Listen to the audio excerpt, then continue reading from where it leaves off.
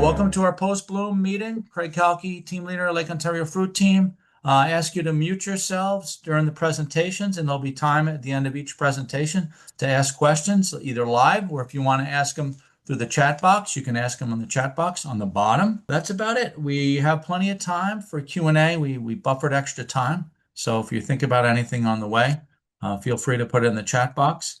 With that, I'm going to turn it over to Janet to introduce our first couple of speakers. All right, great. And I'll Thanks, stop Greg. sharing. And have Kerik go first. I'm going to start with what scab looked like in Western New York. And if it clicks ahead, yeah, we've had a lot of infection events. Sometimes I look at the Sodus, Orleans area, and it doesn't ever seem to get dry. It's just like one infection event. So I was very judicious when I put 414 to 512 because it sometimes it seems like it was the whole month. So in some places we got discrete events. You're looking at a big one around 331 to 46, about a 10%er, a 414 to 419, another 20%er, and then this one that sort of just passed was like another 20, greater than 20, depending on where you were and how much rain you were getting, particularly up along the lake. Maybe not all the way to Niagara, but the mid-lake, we'll call it. And then, yeah, 5.5 to 5.12 is another one.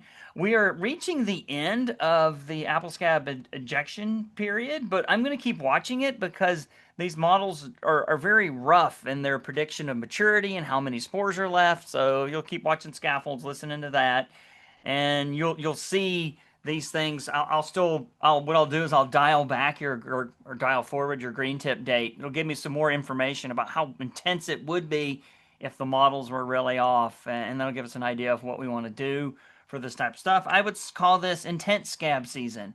Lots of early rain, but it's very cold. Apple scab loves cold weather, but sometimes, just a few times, it's only been too cold for apple scab. Other times, it's cold, so it might curtail how bad the infections are, but for the most part, I would be a little scared. In my Macintosh, I was so scared that even with the fact that I want a ton of disease, I even did urea, just to check that out. I'm also doing some mid-season urea to see how that works out. Get some preliminary data for farm viability and ARDP. I want to look at inoculum reduction because I think we can make our job easier with it. So this is kind of where we are now, moving away from the bloom. Bloom is still hanging on a lot of trees. We'll talk about when we get to fire blight. But now we're reaching the period where we got to start worrying about powdery mildew. Anything with the word red, any cultivar with the word red, like Paula Red, I learned from Scott, and in reality, that's a really bad one for mildew, so I'm going to buy some. And I want lots of mildew, you don't. So Ida Reds, Paula Reds, things with red in the names tend to get a lot of mildew. So do the Goldens as well. So if you're up along the lake, we might worry about this. We might worry about cedar apple rust. If there's a large conifer planting or woods near your area, you could start to see that. And then, of course, the evil apple blotch could come into play. It starts now and shows up later. A lot of the summer diseases will start at petal fall, and they show up later as well. And this is why, if you're following along scaffolds, I've been trying to get everyone to hold off using these because I want to control all of these diseases with the allotments that we have. In the early season, we can do Sillet and Vanguard for apple scab. They're going to just crush those things. But now that we hit in the petal fall, we want to use all of this to get ourselves through. I'm waiting for the drought to come. It hasn't happened yet, but we are going to get hot weather. And this is my mega table of different types of fungicides and the groups that they're in. We've moved beyond Sillet now, so we're starting to see that group 52 Axio. It's fantastic material for both scab and I think powdery mildew. We're getting more and more trials from UPL to look at this, and I've done some of my own. I'm really liking it. They want to keep it, I think, kind of close before the end of petal fall is over. So as long as petals are falling, I guess you can still use it. Check the label. These things change frequently as their concern or worry about resistance changes. I don't see any problems with resistance. So this is really good against those two. I do like it. Get you a new group in there to rotate, and it's all by itself. So it's not pre-mixed. As we creep down the line, the group 11s are probably the strongest materials that we have for powdery mildew and are fantastic against summer diseases. The Paraclosterobin in Pristine is great. If you see any fungicides listed that have extra numbers outside of the table, that means Pristine also has a 7 in it. So if you were to use Pristine, you will end up taking away one of your 11s. Flint Extra is fantastic because it just has the trifloxystrobin or the group 11 in it. Another really nice reason for stuff like Gem, you can kind of dole out instead of using up one of your 4 applications. So those are really fantastic against those. The group 7s include stuff like Luda Sensation and Maravon. These are also going to do wonders on scab and wonders on powdery mildew. They're in gray because you can't use them on Long Island. But in Western New York, you can. They do really well. Most of the group 7s are a little stronger on apple scab, but sometimes I find that Tesseris and Miravis are also pretty good on mildew. They all do very great on summer diseases. If they don't have a number after them, they're usable by themselves and allows you to get the maximum benefit of your 4 group 7s. All that being said, you kind of want to hold on to a 7-11 Maravon or a Luna Sensation for that final spray at the end of the season, which we'll talk about. The 3s, a lot of the group 3s are really made for rust diseases of field crops, and so when we get them, they will just crush your rust like a grape under your foot and just smash those things into oblivion. They're fantastic against rust, and we don't have that much rust pressure, so you're not going to get a lot of resistance to them. I think now we also have more potent ones like Sevia and Inspire Super that you don't really care how resistant the apple scab population thinks it can get. They're just so potent they can smush them. The Rally and Rhyme ones are very water soluble type of group 3s, and the more water soluble you are, the stronger you are against powdery mildew and the less strong you are against apple scab. These ones that are a little more insoluble AIs will do better on scab and not so good on powdery mildew. So these are really great on mildew as well. What else do we want to say about them? As we're moving into the Penafalta second cover, I'm really trying to start pushing these. Watch the 15% ascospore ejection or those 5 days, 1 inches of rain that I constantly see up in the North Rose Sodus area all the way towards the west side of Rochester and slightly onto the east side of Rochester. I see a lot of this, It's very scary, and we're seeing a lot of these. And then you can rotate the groups. I've color-coded them by their efficacy. I mean, they all work on scab. They're all going to do something decent on mildew, but this is where they're best. 7s, like Amiravis, is great on scab. Flint Extra, powerhouse on powdery mildew. That technology exists, and some of the other Luna Sensation as well. 3 is your Sevia. It's a really good one. Your 52 is Axios. I didn't really color-code Axios yet because we don't really know what it does. And these are also at this time going to pick up your apple blotch, Diplocarpin, formerly known as Marcinina, and any fly speck, sooty blotch, and rots. A lot of these will happen right at petal fall when the fruit are very susceptible to disease. And if you don't have that, if it's a really light week, I think the infection period that I'm in right now is pretty light. Probably do Cap 10, Mancozeb. Mancozeb is also fantastic on rusts. We won't have it forever. And if you're full organic, just use one of those. If it's nasty and you're full organic, I'm really liking the Oso or the Howler for a lot of different reasons. Or if you have a powdery mildew, you're up along the lakes and you're organic and you have a really big infection period, put on that microthiol. It'll squish powdery mildew. In our greenhouse studies, the one sulfur that works it's labeled for the greenhouse works so much better than any of the fancy single sites that I can recommend. So don't underscore organic sulfur while you have the option to use it, especially for powdery mildew. It will also crush powdery mildew into oblivion. I mean, it'll get in your eyes and it'll burn and it'll be stinky, but maybe don't touch the leaves and rub your eyes or fruit. That's what I recommend. Some people are very sensitive to sulfur and your eyes can kind of burn as that sort of becomes aerosolic, which probably means why it's so good against mildew. Probably floats underneath the leaves and wipes it out. And if it's an easy one and you're organic, I like any of the ones that are liquid. They all work pretty well. I mean, you'll see other extension reports saying, I hate this, I hate that, this doesn't work. I find that they all work fairly well given our conditions, and as long as they're liquid, they generally go through the tank and on your tree. In this case, this is Howler's a powder, but it mixes pretty well, and it's very potent, so I also like it. So let's skip that. That's enough for apple scab. Let's talk about fire blight. Since we lost the entire crop to freezes, maybe the freezes will kill fire blight as well.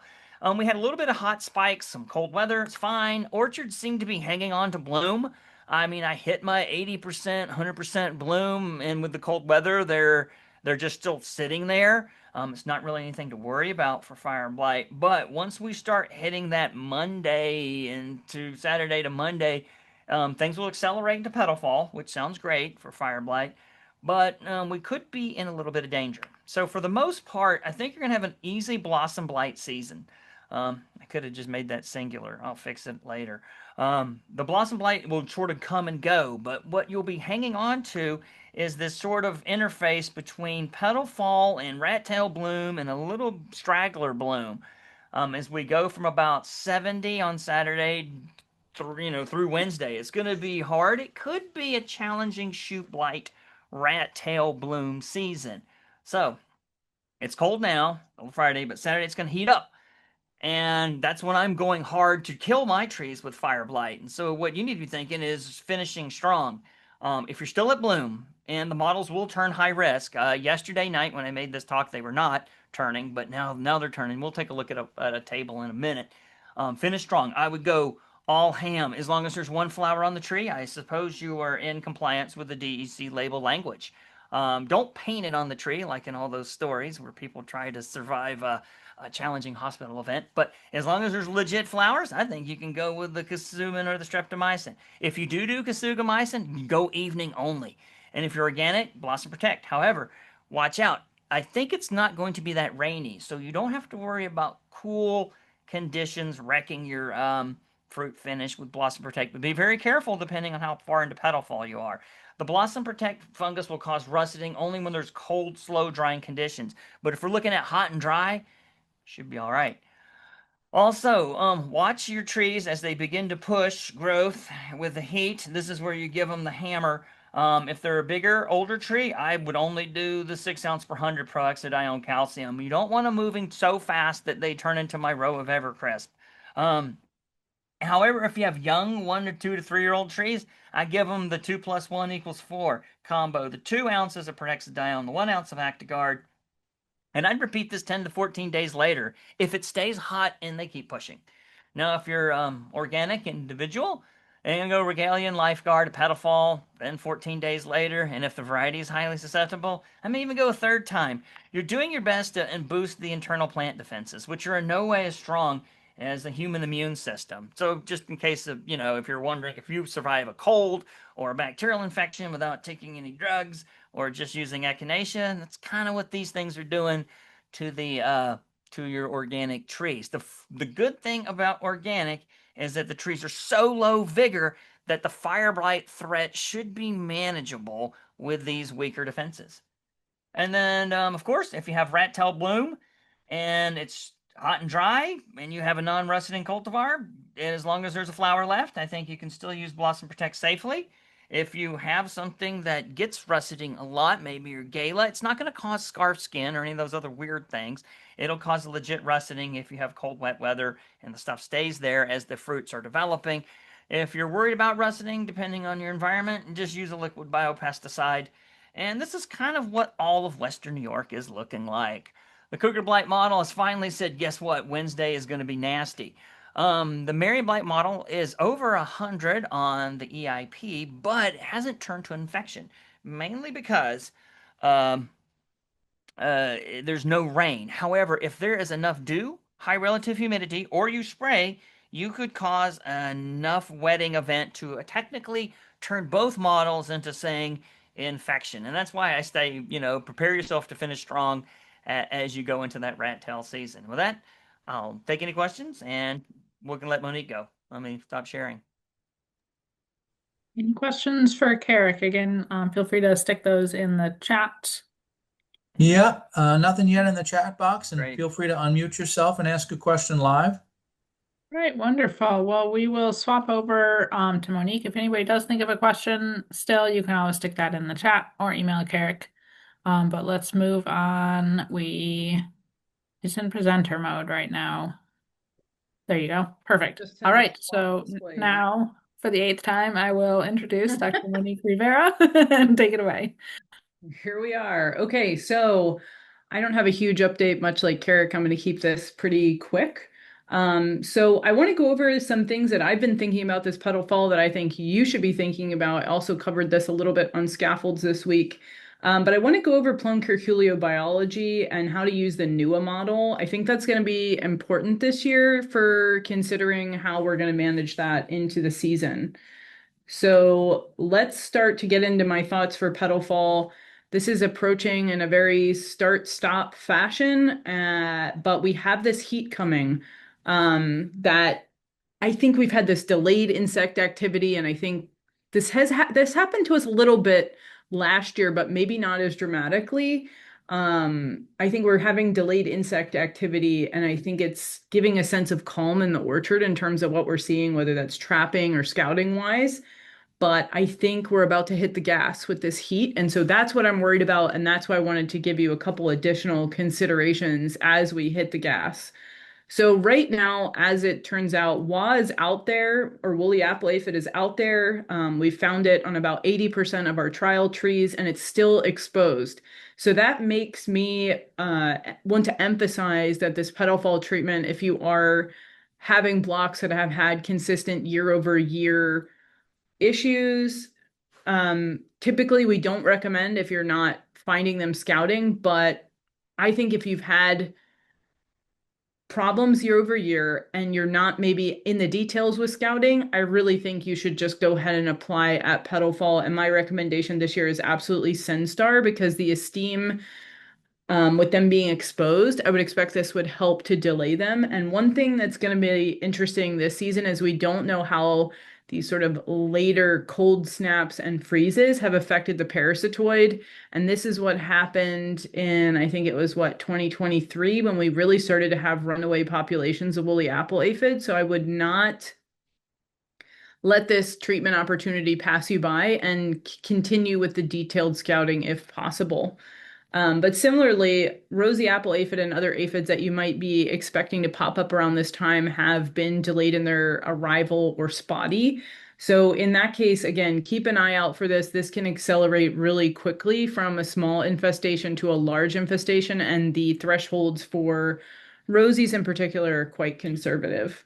Tarnished plant bug has been spotted on warmer days. If you have broadleaf weeds and row middles, I would expect them to be highly active and maybe thinking about timing a spray for them in these warmer days if you know you have a history of infestation and broadleaf weeds in your orchard. Moths we've seen slow to be upticked in activity in the sense that we're not really seeing we are seeing for OFM higher trap captures, but that's to be expected. Codling moth is trickling in pretty slow. So just keeping your finger on the pulse of those, either with your consultant or with your own traps, I think is going to be important as we get started into what will likely be, at least my impression. I don't think we're going to have more of this cold snap stuff. My impression is that we're going to get hot and it's going to stay hot. And so we'll expect that population in first generation to build quite quickly as a result. So lastly, the reason why I'm emphasizing plum curculio in this talk is because I think we have a really cool opportunity this year with a very slow bloom, which is typically when they would start to move into the orchard, to really have a targeted first treatment and to really, really be able to hit them hard in the petal fall because they've been slowed down. So I wanted to go over how their biology and also how to use the NUA model. So these guys, last year in the Hudson Valley, they had an incredible amount of damage because they had an extended warm bloom. But this year we have an extended cool bloom. Well, I wouldn't call it extended. I think we've slowed down to the point where we're right on time there was a point where we were worried it was going to be early, and then we were worried about freezes. Every year it's something different. But these guys can really do a lot of damage, and they can do a lot of damage fast. And that's why I think we should take advantage of this year's opportunity for really precision control because of the slowdown. So what we're looking for is you'll see these kind of bubbly marks on the apples at harvest, which is damage that was created very early in the season from oviposition, which is occurring as they move into the orchard and at this exact, after petal fall, what we're watching for degree day accumulation. And so what happens is they oviposit and the larva is then feeding within the fruit, and the adults will also feed on the fruit, which is what you see here in the bottom. So we're really targeting the adults as they move in, because once they're in the fruit, that's it. We're going to see that damage at harvest. So there's a lot of things we assume with plum curculio. So we do assume that they overwinter as adults outside of apple orchards, but I have to say that there have been instances where they have been found overwintering within the orchard. So not to complicate things, but just to say that in most cases and in cooler climates, I would say that in the orchard situation is more typical south of us. But here, we are strongly assuming that they're overwintering outside, and that they're migrating into the edges of orchards at that sort of 55 to 60 degrees Fahrenheit. So we're in that zone, and we're going to be more so staying in that zone. The rain, a lot of these insects don't like to move in the rain, and we've had a ton of rain. So that's another thing we're assuming here, is that they're going to be in this migration period. And we assume in years that aren't this year that they would already be in the trees at bloom. But we have plum curculio traps out, and I have colleagues that are trapping in other states, and it's been a very, very slow year, even in places like Virginia. So petal fall is basically what we're coming up on now. It's any day now that you could declare this in your orchard. They're all at somewhat different stages. I've been in orchards that still have some closed blooms, and I've been at orchards that are very close to petal fall. But this is the time in that window right after bloom where this oviposition damage is going to start to occur, and the length of time depends on the seasonal temps. But because we're going to have such a warm ramp up here shortly, I really think we need to be paying attention to this. And what we recommend and what we see as the best type of control is that a preventative insecticide spray applied basically from petal fall to the end of oviposition, timed correctly, is going to do the best service over the course of the season. So let's talk about our NUA model. So after 1 to 2 warm evenings, I don't think we've had very many warm evenings. And I think that's another thing that's keeping them slow, is they like to move in that dusk time point, similar to ambrosia beetles. But we're going to get this like next week, like it's going to be warm next week. And so this is kind of freaking me out, but I think if this is on everybody's radar, you can time the treatments well, and we'll have a very successful control year. So the model that we have on NUA is basically derived from modeling cumulative plum curculio oviposition alongside degree days, which are base 50 for this model. So this is also based, just to be clear, on the Macintosh variety. So the model assumes that the fruit is requiring some sort of protection up until about 40% of the oviposition is completed. So we're looking for 308 degree days post petal fall base 50, and this corresponds with more or less the end of their migration into the orchard. So the critical period for management is from this period of petal fall to 308 accumulated degree days, again, post petal fall. So petal fall, what we're defining that is, and this becomes variable orchard to orchard, but is 80% based on Macintosh. But please use your own date with the model for your orchard to get this dialed in correctly. And I want to remind everybody that PC does want to oviposit on new and developing fruits. So we're right in that window post bloom. And so this is the time to think about protection. So here's our NUA, and you want to go down to the IPM and crop tools, and then into the insect pests where plum curculio resides at the bottom. So what you're going to be doing here is looking at this page, and then looking at up here. We haven't put in the petal fall date yet, so they're telling the accumulation based on just the date. But you'll need to correct that by putting it into the system. So it's showing here that it's February 2nd, in this case of 2022. But as we move forward, we're going to estimate a earlier year's degree days. So here we are going to do this in 2021, and we're estimating that the petal fall date was May 9th of 2021, at which there were already 195 degree days accumulated from the first of the year. So remember, that's not really the date we're looking at. We're trying to put in our actual stage that we're at, and then it's going to ask you at petal fall to put in your petal fall date. So that's the decision you're going to need to make. And then you decide and enter that into the system. It'll ask you. In any case, moving on, this makes the best point here. So from January 1, they are calculating degree days base 50, but we've chosen May 14th as the petal fall date. And this is going to start our post petal fall accumulation, where we're trying to hit a window where we think there's about 40% oviposition between 0 and 308 accumulated degree days. So we're focused on this end column here. And so it'll tell you approximately or estimate approximately when the accumulated degree days, well, for this year, because we're back in time, it's actually going to tell us that there were 329 on June 9th. So based on this, that looks like about a window of about close to a month, a little bit less than a month.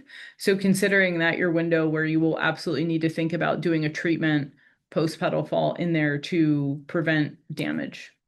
So let's get into the actual timeline here. So there can be an initial petal fall spray at 0, and I would highly recommend that this year because this should line up with that heat wave there. And as we are moving into the first cover, it's possible that products that you're using in either the petal fall or the forced cover spray could have effects on plum curculio, so do consider that.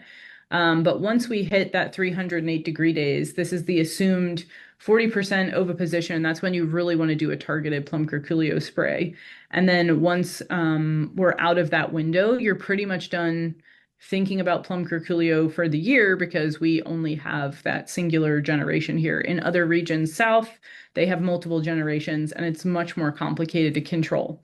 So that is the end of what I have for you guys today, and I am happy to take any questions regarding any of my thoughts or comments on any of the insects so far this season.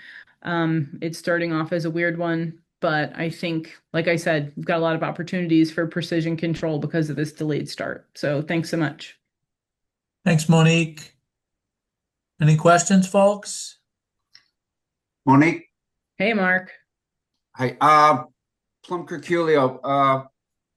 If I go in at petal fall, should I follow up again with the same material back to back? That's not ideal, and I would be sensitive about what material you're using right at petal fall in terms of making a decision. So remembering our winter conversation about pyrethroids and flaring woolies, I mean, you're probably not going to use a pyrethroid, right, Mark? No. Well, I'm going to use, for example, Avant. Okay. I don't Avant have. is not going to spike anything that I know of, Yeah. especially with woolies. It's a much softer chemistry, so it's not a bad choice. Yeah, I don't have tarnished plant bugs, so I don't need to worry about cleaning that up. So, all right, okay. But you would you would still rotate to something else for first cover.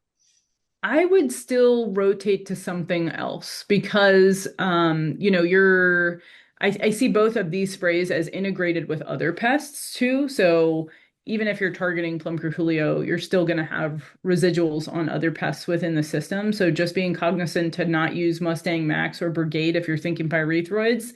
Everything else is somewhat fair game to my knowledge at this point in terms of like flaring other things. It's really the pyrethroids that tend to be the flarers. So if you're not using that and you're focusing on other things, then I think I would still recommend rotating. Super, thanks. Any other questions? Don't think I see anything in the chat, Monique. Okay. Thank you. Great, I'll turn it thanks. over to Mario to introduce our next couple of speakers. Okay, thank you, Craig. So I would like to invite Professor Jason Londo. He's a professor of fruit crop physiology and climate adaptation. We're lucky to have Jason, I think, so for a Q&A about the freeze, pause event, something. So a conversation, question, anything. Yeah. From the audience. Thanks, Mario. And hi, everybody. I don't have any slides to show today because I'm basically here just to answer your questions about the freeze and impacts, anything that might be that you're seeing that you want some more information on. I presented the impacts of frost and freeze at the pink meeting, and so I didn't want to show the exact same slides. I can pull them up if somebody has a question. So this is mostly open format, and please do ask a question if you got it. Don't be embarrassed, or put it in the chat. I want to share with everybody in the chat the link to the frost freeze survey. So this was put together by the CCE folks, mostly Mike Bastow. And this is asking you about your experience with the frost and freeze. And so far, post-frost freeze, we only have 12 responses on this survey, which is definitely not capturing the impact. And we would love for you to fill out the survey, even though surveys suck, because we use the survey results to try to get federal grant funding. So you can help us out a lot by putting in your 2 cents on that survey. So please do that. Other than that, I'm here just to answer your questions. So please let me know if you've got something you want to know more about regarding the freeze. And it's fine if you want to email me, if you'd prefer to go through that contact, or you got all the information you need, that's totally fine too. Like I said, we had the big freeze on in April. You're probably seeing variable levels of damage in your fields depending on your location. Most of the management decisions you would have to be making at this point, Terence is going to cover in his thinning stuff. There's not really anything that I think you can do to undo the damage at this point. So, all right. Yeah, it's good that you put the it's good that Go you ahead, put Mario. the survey. No, it's good that you put the survey in the chat, and tomorrow we're sending the recordings of this meeting, and so we're going to include it also in the fruit facts, so we can hopefully get more responses. I could say, looking forward at the weather, it doesn't look like we just had a freeze here south of Geneva 2 nights ago. That was a very light freeze, and it was more intense the further south you went. It doesn't look like there's any more in the forecast. So hopefully we're out of the woods. At this point, now that we're into bloom and post bloom, if we do end up with frost or freeze threats, that's where you would be able to use something like promelin to try to preserve some of the fruit on your trees. We would expect frost russeting and that kind of thing to happen if another event were to happen. But like I said, I think we're mostly out of the woods for the cold point of view. So yeah. Jason. Yeah. Genevieve, the remedies that we've used for frost mitigation or russet mitigation, they need to be done in a matter of a few hours, do they not? Well, so if you've got some fruitlets and we get a frost or freeze, yeah, you'd want to apply following that event. 24 hours? Yeah. There's nothing you can do to stop the russet from happening. That's cell damage on the fruitlet epidermis. The promelin is if you have damage that's taking out the seeds. In order for the apple fruit to give you something to pull off the tree, you need the seeds to make the gibberellins to cause the fruit to expand. So the promelin is a chemical camouflage for a lack of seeds, and so those need to be put on soon after in order to keep that sort of hormonal chemistry balanced. But that, I want to be clear that would not have fixed anything from the April exposure, because across Western New York, I don't know that anybody had any open flowers. And the damage to the pistil, the internal damage to the pistil, takes out any tissue that could form the apple fruit. So anything that took damage from those events is gone for the season, and now we just have to adjust our thinning practices based on the amount of damage that you're seeing. Thank you. Yep. Well, if there's not any more questions, yes, we just pass it over to Terence. Yes. All right. Okay, Thanks, everybody. Thank you, Jason. Thank you so much. So now we would like to to invite Professor Terence Robinson, Professor of Agriculture, to talk about petal fall thinning in 2026. Okay. Good afternoon, everybody. I hope that some of the things we have to say today can maybe help guide you a little bit in your thinning. Some people had significant damage from the frost, others had little damage. And it's really interesting as we've looked around a bit, Mario's looked around quite a bit. We'll try to give some possible solutions for both cases and everybody in between. But the significant frost that we had was at tight cluster, and some places were at pink. Geneva was at pink. Now, overall, it seems to me that bloom in most orchards is pretty good.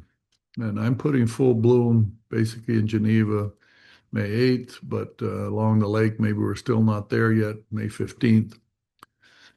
The cool temperatures we've had during bloom have prolonged the bloom period. Over the years I've been here, sometimes first bloom to petal fall is as few as 7 days when it's hot, but this year it's approaching more than 2 weeks. Luckily, there's been a couple of good days with good bee activity, and so I'm expecting that we'll have good pollination.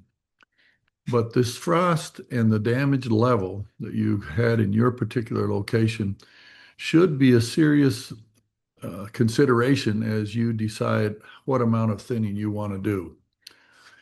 So how to deal with this frost damage? So most orchards have had some damage. Now, as I've looked around some parts of Orleans County right along the lake, I find very little king bloom damage. But most orchards have somewhere between 5 and 100% of the kings that are damaged. But even in those orchards with a high percent of kings damaged, there seems to be a pretty good set of lateral blooms within the cluster, and that can make a very good crop. But there's also some blocks that have damage to the kings and several of the laterals.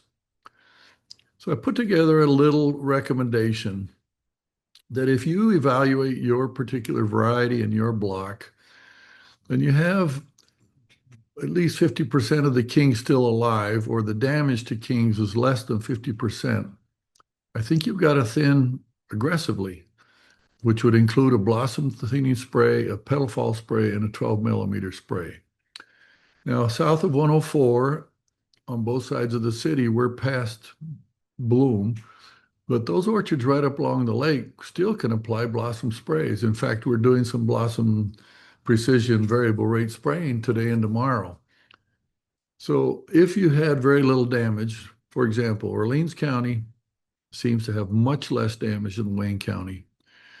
Those people should go in with tomorrow or today or Saturday with blossom thinning. But for most other people that are south of 104, we're looking at trying to do a petal fall spray over this weekend or early into next week. However, if the number of king flowers is more than 50%, what I suggest you do is you wait. Don't put on a bloom or petal fall spray, but let the fruits start to grow and get up to the 8 to 10 millimeters when you can assess better how many live fruits are growing. And then, by 8 millimeters, you can really tell which fruits are starting to grow. Then you can make your decisions. It is still possible to put on a first earlier, not petal fall, but it's early in the normal timing at 8 millimeters, and then come back and put on a second spray if needed at 12 to 13 or even 14 millimeters. But that's my suggestion. Wait it out until you get up around 8 millimeters to assess the damage. There are some blocks, particularly south of the 31 block, Route 31 in Wayne County area, that had much more severe damage. And we had kings killed, we had laterals killed. Those particular blocks, the main thing that's still alive is bloom on 1 year wood. And if you want to preserve that group of flowers for a crop, you have to delay thinning until those fruits get up to 12 millimeters. In a normal year, when we thin at the 10 millimeter stage, that bloom on 1 year wood is 5 millimeters and we thin it all off. But if you wait and let that those flower clusters on 1 year wood get up to where the biggest fruit, the king fruit in those clusters, is 12 millimeters, and then you spray thinners, you won't thin it off. So those are 3 different levels of damage. I'm guessing that, I don't know, maybe 50% of the orchards in Western New York need an aggressive thinning. Maybe it's more than 50%, because even where they had king damage, there's good set of lateral flowers. The ones with very severe damage, I think, are less than 10%. And then the others are in between, and where you're in between, waiting a little bit to see what sets is useful. So I wanted to show you where we are at Geneva, just because everything else along the lake is still in bloom, but Gala's only 3.6 millimeters, New York 1 is 3.1. We want to wait to put on a petal fall spray until fruits are 5 to 6 millimeters. I explained this at the pink meeting, and that is because until fruits start growing, they really are not that susceptible to chemical thinners. So if you sprayed tomorrow at Geneva, or Friday at Geneva, or probably even Saturday, fruits still are not growing fast enough to be susceptible to chemical thinners. But once they get to 5 to 6 millimeters, they will be susceptible. And a good way to predict when they're at 5 to 6 millimeters is just to look at the carbohydrate model, because the next to the last column shows you the accumulated degree days since full bloom. I want to emphasize, one of the things you have to put into the model when you log in is full bloom date. Now, that's not first bloom. That's not when all the king blooms are open. It's when 5 out of 6 flowers of every cluster are open. So for Geneva, that was probably a few days ago. But you'll have to put that number in. Using the Geneva date, I ran the model, and I'm trying to wait until we accumulate 110 to 130 degree days. And if you look at the chart at the bottom, even by next Monday, May 18th, we'll have accumulated only 95 degree days. We're getting very close to the 100. So that Monday, Tuesday in the Geneva, maybe south of 104 for many blocks in Orleans County, where it seems to be similar to Geneva, would be probably a perfect time to put on your petal fall thinning sprays.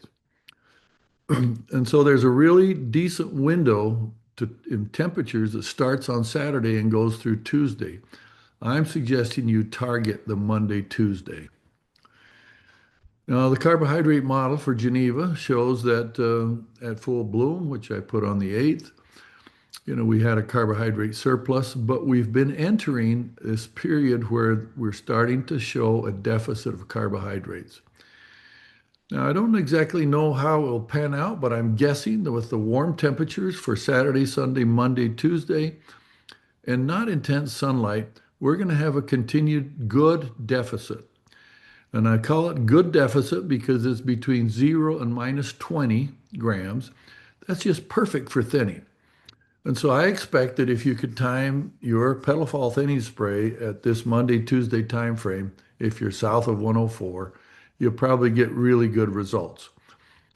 Now, for those people that are north of 104, where you're still in bloom, you probably will miss this window. Your fruits will not probably be 5 or 6 millimeters by the end of the day, Tuesday. And so you'll be looking at the next good weather window as the fruits get closer to 5 to 6 millimeters.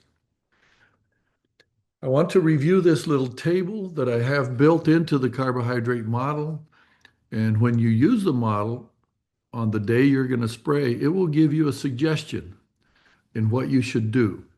And if the model shows a 6-day balance of plus 20 grams, it's going to tell you to increase your chemical thinning base rate by 30% and include a surfactant. We recommend Regulate.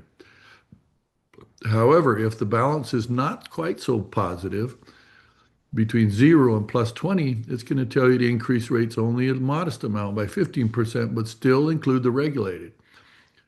But if the carbohydrate 6-day balance is now negative between 0 and minus 20, it's going to tell you that's the perfect thinning conditions. Put your standard rate on, which I'll point out in just a minute.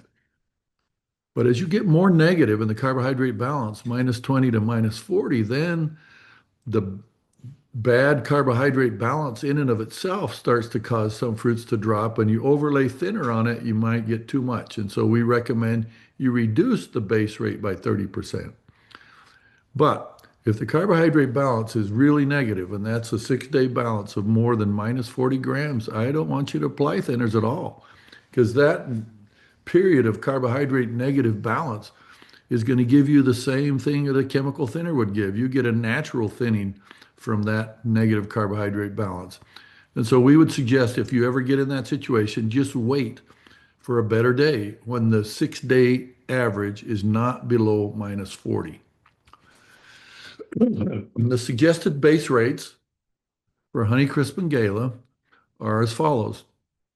I said earlier at the pink meeting that I think that lime, sulfur, and oil does a better job at bloom than does ATS. There's still people that are hesitant, so that's up to the individual person to decide.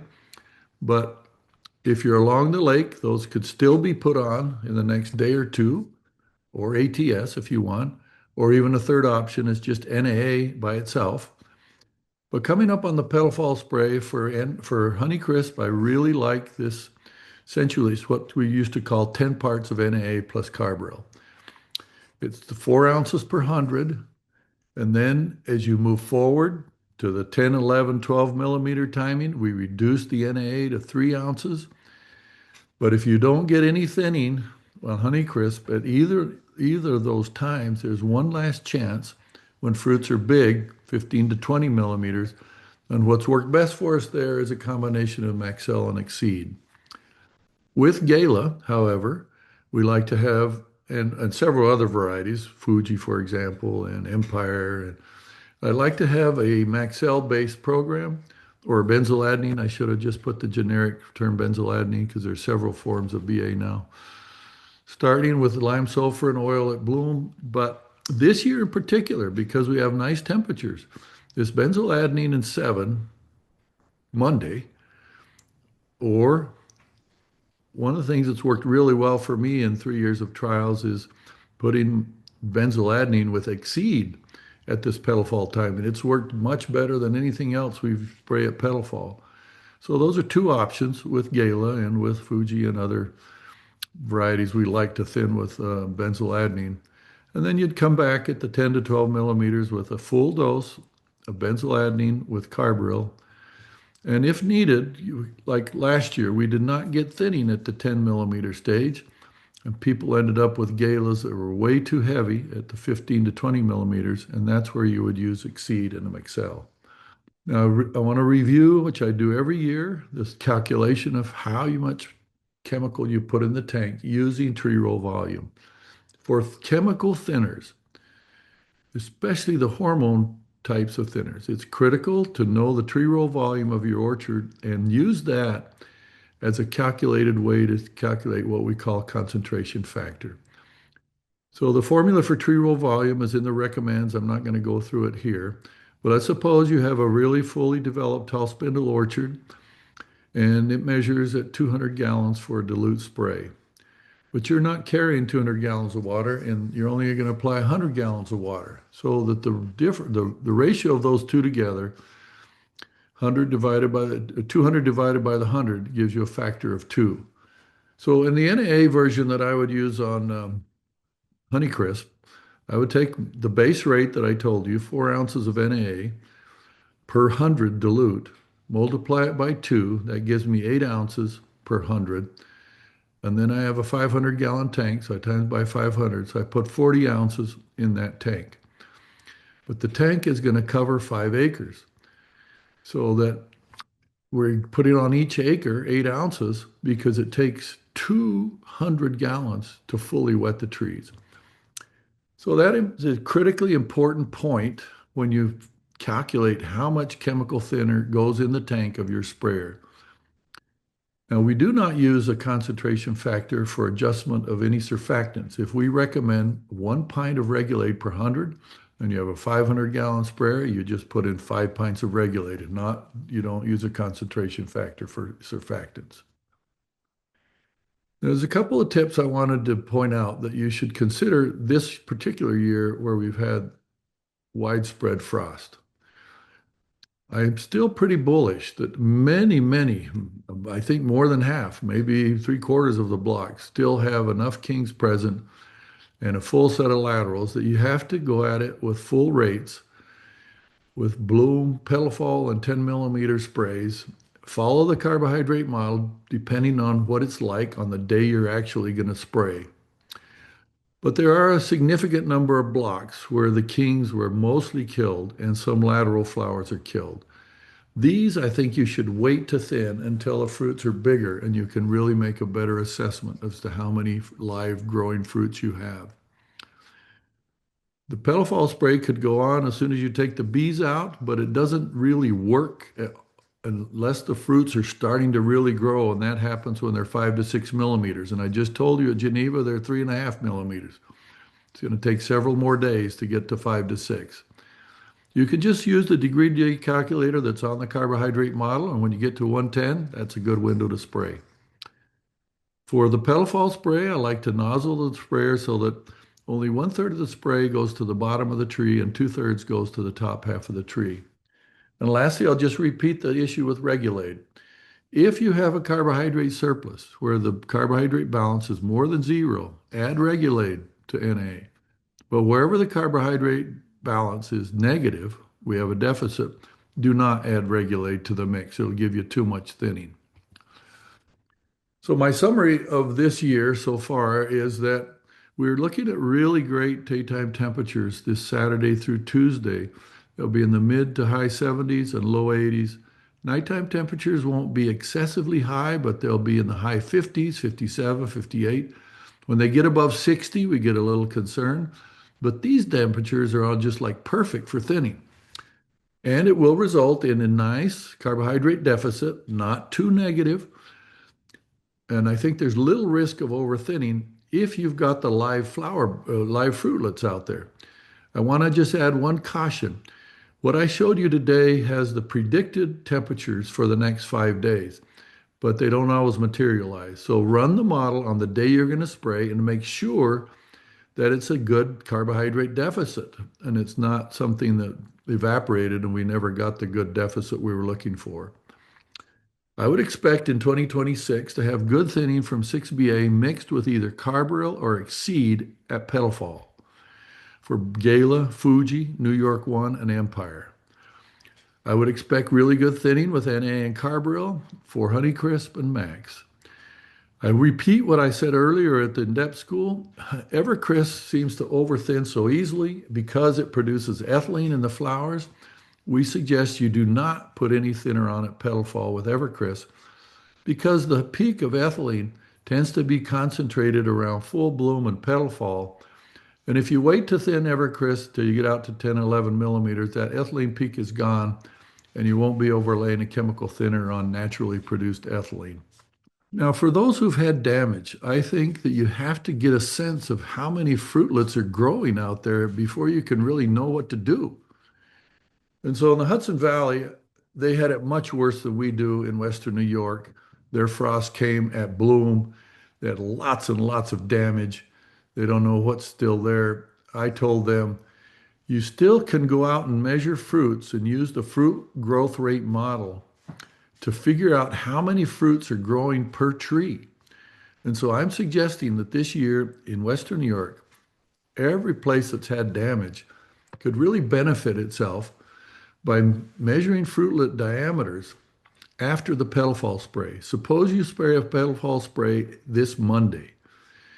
Then you would wait just a few days until 50 more degree days have accumulated. You just look at the carbohydrate model and figure that out and go out and measure the 75 clusters, 375 fruits with a caliper, and then wait 4 days and measure again.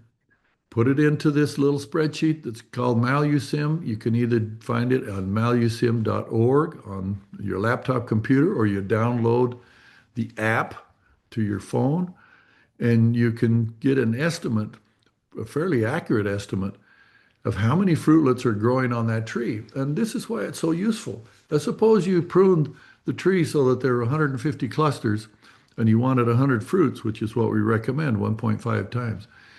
But there's 5 flowers in every cluster, so that 150 clusters is going to be somewhere around 450 fruits growing on that tree. Let's suppose the frost took out 200 of them, but you don't really know yet. But by using the fruit growth rate model, you might still find that you have 200 fruits that are growing rapidly and are going to stick. That would then give you the confidence to go out and go out and spray the 10 millimeter chemical thinner to get yourself down closer to the 100 target fruits. So I put in the last point here. I think that the fruit growth rate model will help prevent you from being fooled by damaged fruitlets that appear to be growing but are going to fall off as the season progresses, because they will not be growing at the fastest rate, and the model will pick them up and show you how many of those that you think are sort of growing but are not going to last. Now, I want to end with this point here that not all problems that the frost has caused can be fixed by chemical thinning. So flowers that were partially damaged and were not killed, they may have frost ring or russeting. And unfortunately, those fruits do not thin off very easily with chemical thinners. They just seem to go right through it.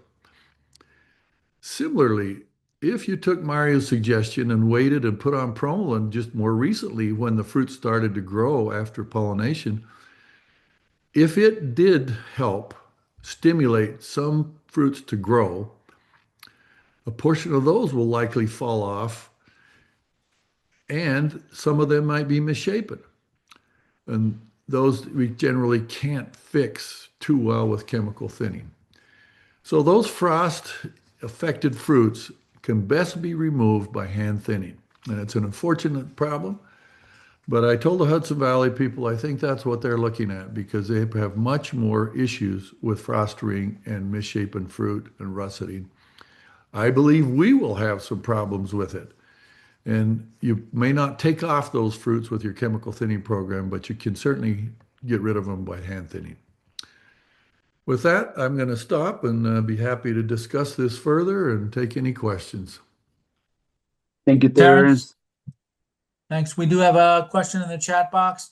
Do you use tree row volume to calculate rates of seed? Absolutely.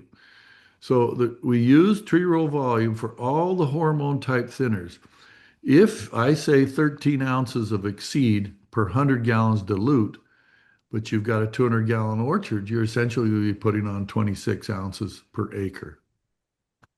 How about carbaryl? Carbaryl is an odd one. It probably has some hormone type problems, but its real problem is that it doesn't dissolve very readily in water, and it has a limited solubility of about 1 pint per 100. So we basically say don't use concentration factor with carbaryl. Just put the 1 pint per 100. If you put more in it, I talked about this almost every year and didn't think to mention it this time, but if you put in the 2 pints of carbaryl, the 1 pint is in solution, and the second pint is just being beat by this agitation in the tank. It gets sprayed out and it gets deposited on the leaf, but since it's not in solution, it's not absorbed by the leaf. But rain, light rains, or dews can re-wet that and get more uptake, and so you can get more thinning out of 2 pints of carbaryl than you get out of 1. But it's really a gamble, because maybe you don't get any rain, or maybe you didn't expect more thinning and you got rain, and then you got thinning you didn't expect. So I generally say just put 1 pint of carbaryl per 100. If you have a 500-gallon tank, you put in 5 pints. But if you understand what you're doing, you can put in the 10 pints of carbaryl, but you have to expect there's going to be a little more thinning from the dews and the rains that we've been getting this year. Thank you. Other questions, folks? Am I correct in saying that you never concentrate or use tree row volume for adjuvants? That's correct. So I could go maybe a little further. For carbaryl, we don't use tree row volume. For adjuvants, we don't use tree row volume. But I also didn't mention blossom thinners that are caustic. We don't use tree row volume. So if you're still in bloom along the lake and you're going to be putting on ATS tomorrow or today or Saturday, you would not concentrate the ATS. The rates that I've given you in the previous seminar were 2.5 gallons of ATS per 100. And so when you have a 500-gallon tank, you're going to put in 2.5 for every 100. You're going to put in 12.5 gallons of ATS. It's the same rate for lime sulfur, but you add 2% oil with it. But those you do not concentrate. Other questions, folks? I'm Throw sorry it in we the make it chat. so complicated. It's just that all of these chemicals react so differently. Very quiet group. I wonder if you could convince Mario to just talk about what he's seen looking at orchards and damage. Mario, do you want to share a little bit since you've done a lot more evaluations? You've been out and about cutting buds and looking at levels of damage. Yeah, it's okay. It's so in Italy, so we were the following 2 weeks after the frost, we were kind of evaluating the damage. And early on, we were seeing from 3, 4, 5, 6, 7%, but less than 10% of damage in honeycrisp or Gala or ruby frost. And so those are the numbers that we shared at that time. We had some higher numbers of cold damage at that time, 2 weeks after the frost, that were around 16 to 20%, but we didn't share that information early on, just because we're upper numbers and we were kind of sharing the average of all the evaluation that we did in Niagara County, Orleans County, Wayne County. But sorry? Were those assessments, especially the higher rates of damage, were they just from like areas of the orchard that you expect damage, bottoms of hills and things like that? Or Yes. This is pretty Yeah, across? because early on when we started the quantitative assessment, we were kind of really looking the lower spots or comparing the lower spot versus the upper part of the blocks, going to see ruby frost in lower spots in inland side just to see what was happening. But at that time, honeycrisp was very tight early on, even in inland sites. So we started the bloom in the last 10 days, 8 days, 12 days, and especially in inland sites, we have seen more damage. Okay, and was very surprising to me to see more damage in late sites of honeycrisp. Last Friday when we were measuring the styles for the pollen to grow model, because we had a few variable rate thinning trials starting with blossom sprays. So we were doing that kind of work and we start finding the styles damage and all kind of situation in between. So fully killed, but also creamy color, brown, semi-brown. So there are some styles that are already compromised that are not healthy, and I don't think so they're gonna make it. So it's some damage out there in the lake that was very surprising for me to see by then on last week over the weekend, even in honeycrisp. So overall, this morning, I came to realize that perhaps the damage is a little higher, especially in Wayne County, than in Orleans and in Niagara. I think so in Wayne County, for whatever reason, when we summarize the lowest temperatures and the length of those, and the duration of the freeze were longer and lower temperature were registered in the Wayne County NOAA weather stations than in the other side of the city. Yeah, I agree with that for sure. And I haven't heard as much, talking to quite a few growers in Niagara and Orleans, haven't heard much talk of significant damage. But I know we can find it for sure. But we're in a lot better shape than the Hudson Valley, the Finger Lakes, and some other areas of the country also got pretty bad frost damage. I think Pennsylvania as well. So I know it complicates it for thinning. Yes, but again, I think so is we just need a few blossoms to make a good crop, Yep. So I think so the potential is there for a normal crop. Yeah, we need to make sure, especially now in the lake, if we're gonna do any blossom thinning, to make sure that we don't have the damage. But we're doing blossom thinning in Honeycrisp. We expect now at this moment. I know blossom thinning is happening in Honeycrisp now, and it's gonna happen tomorrow. We know that we don't have the damage in Honeycrisp block next to the lake. Good. Thanks. Terence, Anything else, folks? Terence, Genevieve, one of the things I noticed this spring is what I think has been a terrific load of fruiting spurs for the new crop, and just enormous numbers. And then is that going to be a thinning stress or turn into a stress on the trees to release some? It's a very good question, Jim. You know, we had quite dry weather in September, well, from middle of July on last year. And then we've ended up with a huge number of flower clusters. And so many blocks have essentially 90 to 100% of the spurs floral. And we do expect greater natural drop when we have that huge bloom.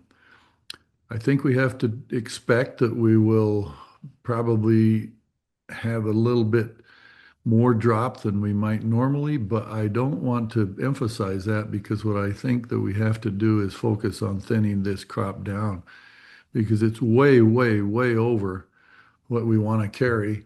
And that's why, you know, where you've got still some kings alive, but all of these laterals, I want to just end my presentation by saying you've got to be aggressive. You've got to go after it. You can't sit back and just hope that you can squeeze by because you won't. You'll end up with a problem next year. I don't know if you agree with that, Jim, but that's what I want people Yes, to. I do agree. Some buzzes I've looked at today and yesterday, there's 3 and 4 extremely strong lateral buds growing there. Yeah. If the king is missing, and there's a lot of places where we still have kings with that. But. Yeah. And so I guess that I don't want anybody to go away from this webinar being afraid to thin. Correct. And I think it's less than 10% of the blocks have this severe damage. Most people need to get right after it. Thank you. Anything else, folks? I'd like to thank all the speakers. Thanks for your time. Again, this was recorded, so if there's something you missed or other growers and folks, it's going to be posted on our YouTube channel. We'll send out email blast and it'll be in the fruit facts as well. And you know how to get hold of all of us. So thanks, and everybody have a good rest of their day.